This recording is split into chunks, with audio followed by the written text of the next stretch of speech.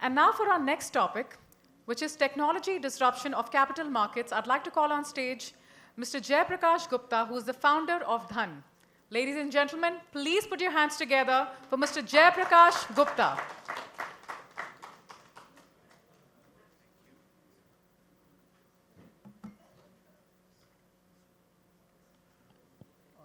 Yeah, hi, good afternoon, everyone. So this is going to be a tougher session, I think the session before a tea break.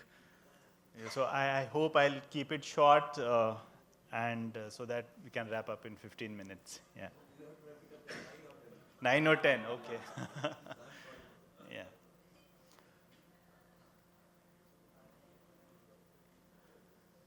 Yeah, so, we have been talking throughout the day about, lot of things happening. So what I believe, or most of the people out here believe, is that the technology is going to be the next enabler, disruptor, is going to change the way we do businesses and all. So I'd like to share my thoughts and also the thought behind we building Dhan with few slides here. So this is, if I talk about capital markets per se, this is how the things have evolved in last 30 years. We used to be a ring-based trading mechanism. From there, we moved to electronic trading. And this whole leap of faith happened in 1993 when NSE was launched and NSE became the first electronic exchange in the country. The whole leap of faith, I would say, happened only because of our regulators' conviction. And the whole credit goes to the SEBI, which was newly formed at that point of time. So just to give you a context, in 1993 when NSE was formed, our country was reeling through a series of crises. We had 1991, post that there was a liberalization which happened. In 1992, our stock markets witnessed one of the worst scams, also called Harshad Mehta scam. Then in 1993, there was Mumbai riots.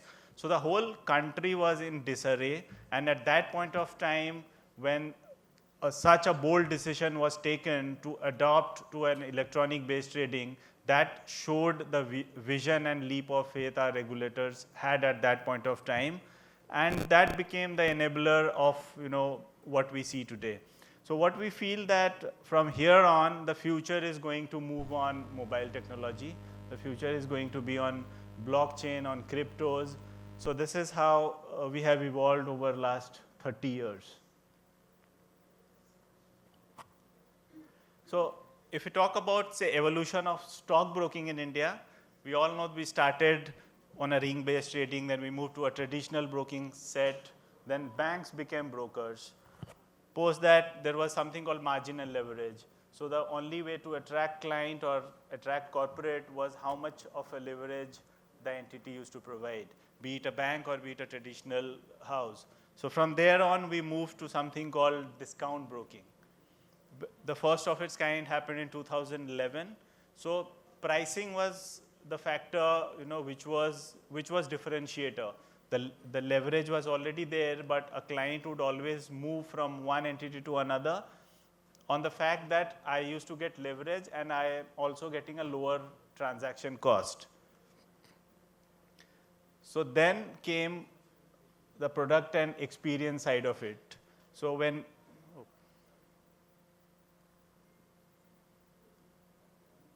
it's not working. Yeah. So when you talk of product and experience, the product comprises of what kind of features you are going to bring and what kind of technology you are going to embrace. So this is what is going to define the capital markets from here on.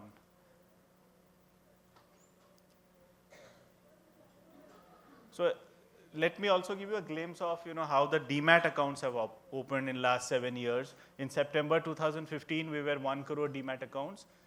Till August of 2022, in a span of 7 years, we have done 7.5x. So this happened also, the tailwind was the COVID times. So So now if we have to dissect this 7.5 crore account, demat accounts, we could see that there has been an overlap, and out of that only 2 crore accounts are actually long-term investors. And the remaining ones belong to trading community where they either trade in intraday trades or they are also option traders. So in totality, if you see out of 7.5 crore accounts, 3.5 crore is what actually is the market. Now, when we analyze this data, and we have been often asked, why are you building this now? Because there have been already so many of banks who are already working on this arena. Then there are already technology-led platforms, and the size is small, right? If we see the statistics, which I'll present in the next slide, that we have only 4% of our population who invest in markets. So is there an opportunity? So that deliberation we did within ourselves, and we found that we have only touched the surface as of now, because the use of technology, the embracement of technology which is going to happen from here on will take us way ahead. If we just put some data in perspective, today we had a discussion about how this UPI success story has happened. If you see the chart here, in last 6 years, from almost zero to we are doing almost 678 crore transactions.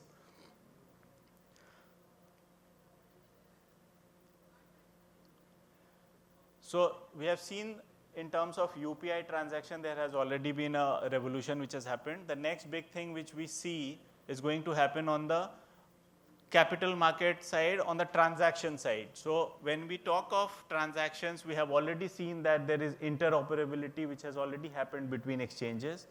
There is interoperability between depositories, clearing corporations, KRAs and RTAs. We feel that the next interoperability is going to happen on the intermediary side, where a client would have an option of switching from one broker to another, from one depository to another, from one AMC to another at his choice. Now, if you take a common analogy, what we do today is if we don't like a service of a mobile network, we can easily switch without changing our mobile number. So we anticipate the same thing going to happen in the stockbroking business from here on. So that's going to be a game changer. So what you as a company need to do at that point of time is you need to create certain kind of features, certain kind of technology, which creates or which motivates a client to move from one entity to another.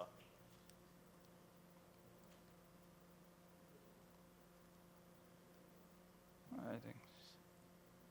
So that brings to our value proposition, which says that we want to make a combination of technology, customer experience and product, and there lies the sweet spot which we want to target going forward.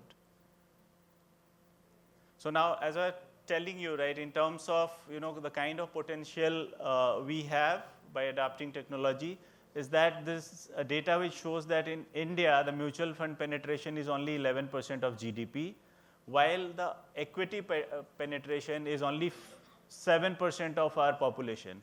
If you compare it with US or say for example China, so we are still long way to catch up. And there are more initiatives we know which can happen through technology. If we talk about gold, so we have, as per World Gold Council estimates, we have $1.5 trillion of gold lying within Indian households. Out of that, only $5 billion has been mobilized till now through sovereign gold bonds. So if we want to achieve financialization of gold, the technology is going to play a big role into it. And there lies a big opportunity again here. So there are certain initiatives which have been taken by IIBX. We have recently heard that IIBX, through IIBX, any domestic entity can also hedge gold. So that gives an opportunity. Again, the whole journey of converting, say, out of 1.5 trillion, even say $50 billion, the whole process can happen, through using technology. Now, even when you go and speak about currency derivatives, we see globally that $6.6 trillion of average transaction which happens in a day globally on currency markets, vis-a-vis in India, which is only $33 billion. And if we dissect it further, only $6 billion per day is exchange traded currency trades. Now, if we integrate that and we're talking about launching of exotic derivatives, NDFs in Gift City, that can further enhance the participation within the domestic markets. And again, technology has a bigger role to play here. Now, again, moving it further, if we talk about the lending business, which is essentially the loan against shares, we have almost 2,87,000 crores of market cap. Out of that, only 40,000 crore is the lending business of LAS. And the largest player there has a market share of only 12,000 crores. So if you want to tap a business, so there again is a huge potential, and this potential has not been used till today. And the journey from here on, even if we try to do this through a physical offline model, is going to take decades, right? So that works well if you use technology here. So the transition is going to be faster. So on this, this is what our whole belief is, that technology is something which is going to drive the future. And with that philosophy, or with that thesis in mind, we have embraced our journey. And currently we have started with this 5 products. And we hope that in coming days, we will be able to create more impact in terms of embracing technology and driving inclusion of financial markets with Dhan. Thank you.